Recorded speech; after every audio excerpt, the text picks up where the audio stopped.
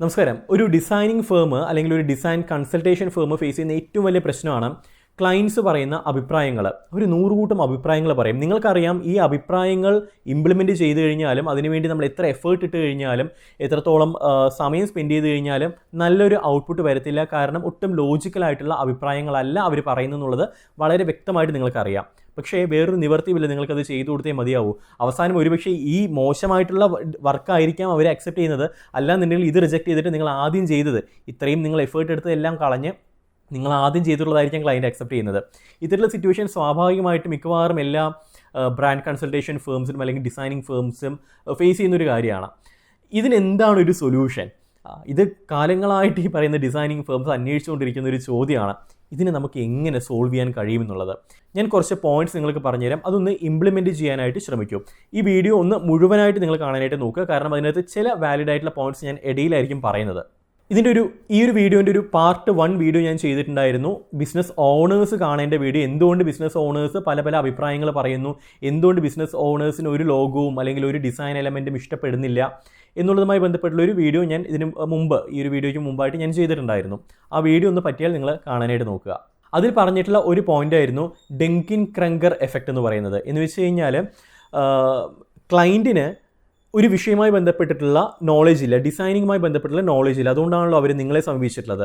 പക്ഷേ ഇത്തരത്തിൽ നോളേജ് ഇല്ല എന്നുള്ളത് ഈ ക്ലയൻറ്റ് മനസ്സിലാക്കുന്നില്ല. പലപ്പോഴും ഞാൻ ഡിസൈൻസൊക്കെ കാണുന്നതല്ലേ, ഞാൻ സ്ഥിരമായിട്ട് ഒരുപാട് ബ്രാൻഡുകൾ കാണുന്നതല്ലേ, ഇത്തരത്തിൽ ഈ വിഷ്വലി കാണുന്ന കാര്യങ്ങളുള്ള നോളേജ് വെച്ചുകൊണ്ടാണ് പുള്ളി അഭിപ്രായം പറയുന്നത്. പക്ഷേ ശരിക്കുമുള്ള നോളേജ് അതല്ല. വർഷങ്ങളോളം പഠിച്ച് അതിൽ നിന്നും എക്സ്പീരിയൻസ് ഉൾക്കൊണ്ടിട്ടാണ് നിങ്ങൾ ഡിസൈൻ ചെയ്യുന്നതെന്നുള്ളത് ആ വ്യക്തിക്ക് അറിയത്തില്ല. അതാണ് ശരിക്കുമുള്ള നോളേജ് എന്നുള്ളത് ഈ പറയുന്ന ക്ലയൻറ്റിന് അറിയത്തില്ല. അപ്പോൾ അതുകൊണ്ട് തന്നെ ഈ ക്ലയൻറ്റിന് നോളേജ് ഇല്ല എന്നുള്ളത് ക്ലയൻറ്റ് മനസ്സിലാക്കാതെ അവർ അഭിപ്രായങ്ങൾ പറയാൻ നിൽക്കുന്നു. ഇതാണ് പലപ്പോഴും പ്രശ്നത്തിലേക്ക് വഴിതിരിക്കുന്നത്.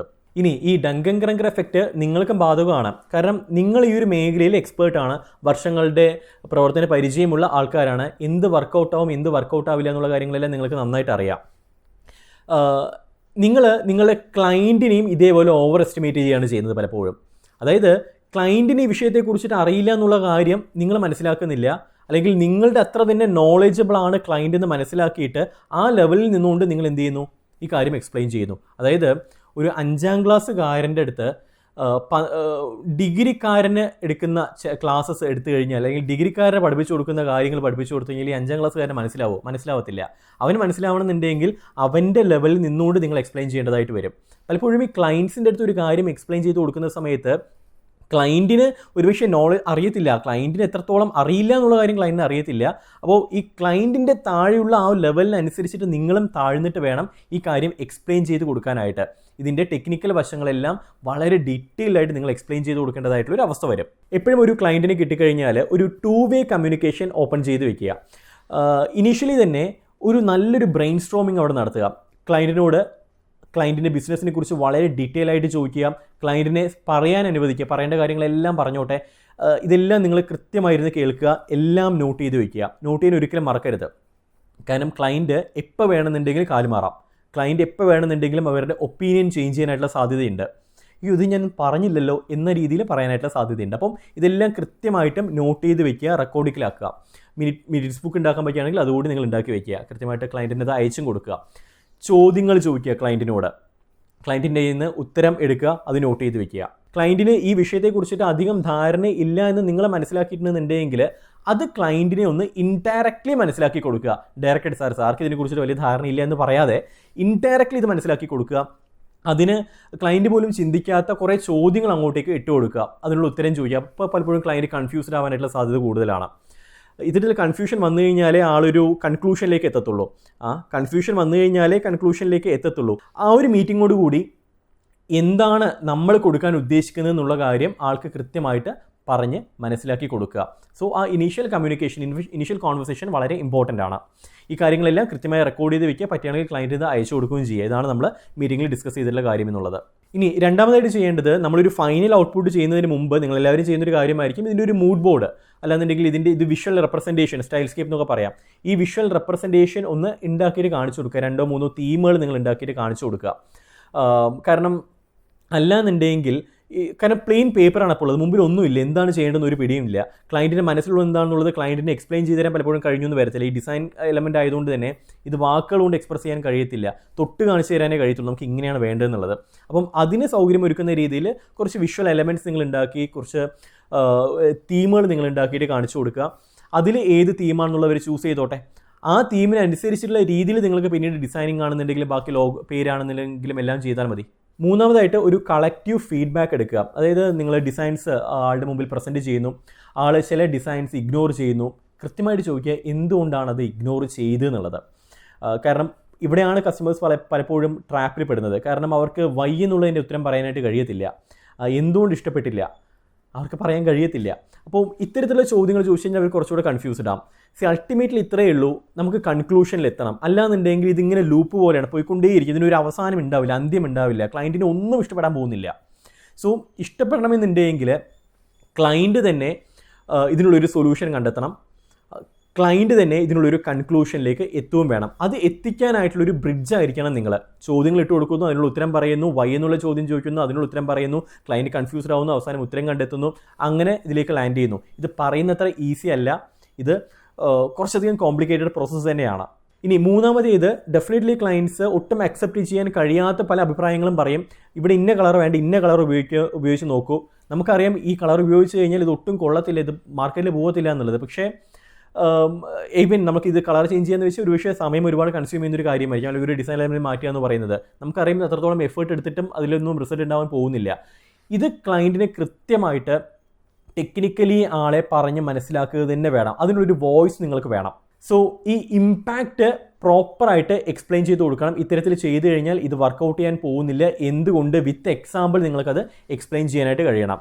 ഇനി ഈ പറയുന്ന ഇത്രയും സ്റ്റേജസിലൂടെ നിങ്ങൾക്ക് കടന്നു പോകണമെന്നുണ്ടെങ്കിൽ, ഇത്രയും കാര്യങ്ങൾ നിങ്ങൾക്ക് ചെയ്തു കൊടുക്കണമെന്നുണ്ടെങ്കിൽ ഈ ചെറിയ എമൗണ്ട് വാങ്ങിയിട്ട് നിങ്ങൾക്ക് ചെയ്തു കൊടുക്കാൻ കഴിയത്തില്ല. 5000 രൂപയ്ക്കോ 10000 രൂപയ്ക്കോ 15000 രൂപയ്ക്ക് നിങ്ങൾക്ക് ചെയ്തു കൊടുക്കാൻ കഴിയത്തില്ല. അവിടെ നിങ്ങൾ ചെയ്യുന്ന ഒരു ജോബ് വർക്കാണ്. ഈ ഒരു ചെറിയ എമൗണ്ടാണ് വാങ്ങുന്നതെന്നുണ്ടെങ്കിൽ നിങ്ങളുടെ അഭിപ്രായം, നിങ്ങളുടെ കൺസൾട്ടേഷൻ ഒന്നും നിങ്ങൾ കൊടുക്കാൻ പോകരുത്. എന്താണോ ക്ലയൻറ്റ് ആവശ്യപ്പെടുന്നത് അത് അതേപോലെ തന്നെ ചെയ്തു കൊടുത്തേക്കോ. അത് മാർക്കറ്റിൽ വിജയിക്കില്ല, ദാറ്റ് ഡസൻറ്റ് മാറ്റർ, റൈറ്റ്? ഞാൻ അൺഎത്തിക്കലായിട്ട് സംസാരിക്കാൻ നിങ്ങൾക്ക് തോന്നരുത്, പക്ഷേ പറഞ്ഞു കൊടുത്തിട്ടും അവർക്ക് ബോധ്യപ്പെടുന്നില്ല എന്നുണ്ടെങ്കിൽ ടോട്ടലി ഇഗ്നോർ ചെയ്തേക്കോ. നമ്മൾ അതിൽ വലിയ രീതിയിലുള്ള ടെൻഷൻ അടിക്കേണ്ട ആവശ്യമൊന്നും വരുന്നില്ല. ആളെന്താണോ പറയുന്നത് അതുപോലെ അങ്ങ് ചെയ്തു കൊടുക്കുക. ഇനി ഇഫ് കൺസൾട്ടേഷൻ ആണ് എന്നുണ്ടെങ്കിൽ ഡെഫിനറ്റ്ലി ഹയർ എമൗണ്ട് ചാർജ് ചെയ്യേണ്ടതായിട്ട് വരും. അവിടെ ഈ ലോങ് ആയിട്ടുള്ള മീറ്റിംഗ്സ് ഇരുന്ന് കുറേ ദിവസങ്ങളുടെ ഡിസ്കഷൻസ് എല്ലാം കഴിഞ്ഞ് ഒരു കൺക്ലൂഷനിലേക്ക് എത്തിക്കഴിഞ്ഞാൽ അധികം ബുദ്ധിമുട്ടില്ലാതെ നമുക്ക് മുന്നോട്ടേക്ക് പോകാനായിട്ട് കഴിയും. ഇനി ക്ലയൻറ്റ്സ് ആവശ്യമില്ലാതെ കുറേ അഭിപ്രായങ്ങൾ പറയുന്നു, ഇടയ്ക്കിടയ്ക്ക് അഭിപ്രായങ്ങൾ, ഒപ്പീനിയൻസ് എല്ലാം അങ്ങനെ മാറ്റിക്കൊണ്ടിരിക്കുന്നു, ഒരുപാട് റിവിഷൻസ് ചെയ്തു പോകുന്നു, പക്ഷെ ഒന്നും നടക്കുന്നില്ല എന്നുണ്ടെങ്കിൽ വേറൊരു നിവർത്തിയുമില്ല. നിങ്ങൾ ആ കാശ് അങ്ങ് റീഫണ്ട് ചെയ്തിട്ട് അത് ഒഴിവായിക്കോളൂ. കാരണം ഈ ക്ലയൻറ്റിൻ്റെ പുറകെ നമ്മൾ പോയി കഴിഞ്ഞാൽ അവസാനം നമ്മൾ എവിടെ എത്തത്തില്ല. ഇവൻ നമ്മുടെ ബാക്കിയുള്ള ക്ലയൻസിനെ പോലും നമുക്ക് കൃത്യമായിട്ട് സെർവ് ചെയ്യാൻ കഴിയുന്ന വരത്തില്ല. ഇത്തരം ക്ലയൻസിനെ ടോട്ടലി അങ്ങ് ഇഗ്നോർ ചെയ്യുക എന്നുള്ളതാണ്. ഡെഫിനറ്റ്ലി നിങ്ങളൊരു കൊട്ടേഷൻ കൊടുക്കുന്ന സമയത്ത് റീഫണ്ട് പോളിസി അതിനകത്ത് കൃത്യമായിട്ട് എഴുതിയിട്ടുണ്ടാവണം. റീഫണ്ട് ഇല്ല എന്നുള്ളതോ അല്ലാന്നുണ്ടെങ്കിൽ എപ്പോഴൊക്കെയാണ് റീഫണ്ട് കൊടുക്കുന്നുള്ള കാര്യങ്ങൾ കൃത്യമായിട്ട് എഴുതിയിട്ടുണ്ടാവണം. പലപ്പോഴും ഇത് പൂർണ്ണമായിട്ട് നിങ്ങൾക്ക് ഇംപ്ലിമെൻറ്റ് ചെയ്യാൻ കഴിഞ്ഞൊന്നും വരത്തില്ല. ഇപ്പോൾ നോ റീഫണ്ട് നിങ്ങൾ അതിനകത്ത് എഴുതി, നിങ്ങൾക്ക് ഈ ക്ലയൻറ്റിനെ സഹിക്കാൻ കഴിയുന്നില്ല. കാരണം അമ്മാതിരി അഭിപ്രായങ്ങളാണ് പറഞ്ഞുകൊണ്ടിരിക്കുന്നത്. ഒരുപാട് സജഷൻസ് പറയുന്നു, പല രീതിയിലുള്ള ഒപ്പീനിയൻസ് മാറ്റിക്കൊണ്ടിരിക്കുന്നു. നിങ്ങൾക്ക് സഹിക്കാൻ കഴിയുന്നില്ല, നിങ്ങൾക്കിത് ഒഴിവാക്കേണ്ടതായിട്ട് വരും. ആളെ നമുക്ക് ടോട്ടലി അങ്ങ് ഒഴിവാക്കേണ്ടതായിട്ട് വരും. കാശ് കൊടുത്ത് തന്നിട്ടുള്ള എമൗണ്ട് കൊടുത്ത് നിങ്ങൾ ഒഴിവാക്കുക എന്നുള്ളതേ ഉള്ളൂ. അൾട്ടിമേറ്റ്ലി നമുക്ക് സമാധാനത്തോടുകൂടി ബിസിനസ് ചെയ്യാനായിട്ട് കഴിയണം. ഇതിൻ്റെ പുറകെ പിടിച്ചുകൊണ്ട് പോയി കഴിഞ്ഞാൽ നിങ്ങൾക്ക് നല്ല സ്ട്രോങ് ആയിട്ടുള്ള ലീഗൽ ടീംസൊക്കെ ഉണ്ടെങ്കിൽ നിങ്ങൾക്ക് ലീഗലി മൂവ് ചെയ്യാം. പക്ഷേ തലവേദന പിടിച്ച പരിപാടിയാണ്. ചെറിയ എമൗണ്ടൊക്കെ ആണെന്നുണ്ടെങ്കിൽ നിങ്ങൾക്കിത് റീഫണ്ട് ചെയ്ത് കഴിഞ്ഞാലും വലിയ പ്രശ്നമൊന്നും ഇല്ല എന്നാണെന്നുണ്ടെങ്കിൽ പൈസ കൊടുത്തിട്ട് തിരിച്ചയക്കുക, പോയിക്കോട്ടെ. കാരണം അതൊരിക്കലും അത് വാങ്ങുന്ന ആളെ സംബന്ധിച്ചിടത്തോളം അവരും ഒന്ന് ചിന്തിക്കേണ്ടതാണ്, ക്ലയൻറ്റും ഒന്ന് ചിന്തിക്കേണ്ടതാണ്. കാരണം ഇത്രയും പണിയെടുത്തിട്ട് 5 പൈസ കൊടുക്കാതെ ആളെ നമ്മൾ റീഫണ്ട് വാങ്ങിയിട്ട് വരിക എന്ന് പറയുന്നത് മോശമാണെന്നുള്ളത് ക്ലയൻറ്റും ചിന്തിക്കേണ്ടതാണ്. ഇപ്പോൾ ഒരു റെസ്റ്റോറൻറ്റിൽ കയറിയിട്ട് ഭക്ഷണം കഴിക്കുകയാണ്, ഒരു എക്സ്പെക്റ്റേഷൻ വെച്ചുകൊണ്ട് ഭക്ഷണം കഴിക്കുകയാണ്, ഭക്ഷണം ഇഷ്ടപ്പെട്ടില്ല, എന്നിട്ട് ഞാൻ പൈസ തരില്ല എന്ന് പറഞ്ഞ് നമുക്ക് ഇറങ്ങി വരാൻ കഴിയത്തില്ലല്ലോ. പൈസ കൊടുത്തിട്ട് നമുക്ക് ഇറങ്ങി വന്നേ പറ്റത്തുള്ളൂ. അതുപോലെ തന്നെ പൈസ തരില്ല എന്ന് പറഞ്ഞ് ഇറങ്ങി വന്നു കഴിഞ്ഞാൽ അത് വളരെ മോശം പിടിച്ച പരിപാടിയായിരിക്കും. അപ്പോൾ ഇത് ക്ലയൻറ്റ് മനസ്സിലാക്കേണ്ടതാണ്. ഇത് മനസ്സിലാക്കാത്ത ക്ലയൻറ്റ് ഉണ്ടെന്നുണ്ടെങ്കിൽ ജസ്റ്റ് ഇഗ്നോർ ചെയ്താൽ അവർ പോയിക്കോട്ടെ, അവർ വേറെ എവിടെ പോയി ചെയ്തോട്ടെ, അങ്ങനെ വിചാരിച്ചിട്ട് അവർ ടോട്ടലി അങ്ങ് ഇഗ്നോർ ചെയ്യാനായിട്ട് നോക്കുക.